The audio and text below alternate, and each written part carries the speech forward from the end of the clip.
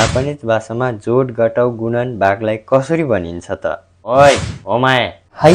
go थासुरोकु इकुचो ごたすろく。ごたすろく。 वकार्नाइ न हान्दे कसैले Japanese भाषामा 10-2 सोध्यो कति हुन्छ भनेर म आक्क न बक्का माइनसलाई हिकु भनिन्छ यु हिकु नि वा हाची देस 10 मा 2 घटाउँदा 8 हुन्छ प्लसलाई थासु भनिन्छ गो थासु सांग वा हाची 5 मा 3 जोड्दा 8 हुन्छ गुणालाई खाकेरु भनिन्छ रोकु खाकेरु योङ वा निजु योङ 6 × 4 बराबर 24 भागलाई वारु भनिन्छ हाची वारु नि वा योन देस बराबरलाई वा अथवा इकोरु भनिन्छ अब तपाईहरुको पालो 12 + 8 लाई जापानिज भाषामा लेखेर कमेन्ट गर्नुहोस्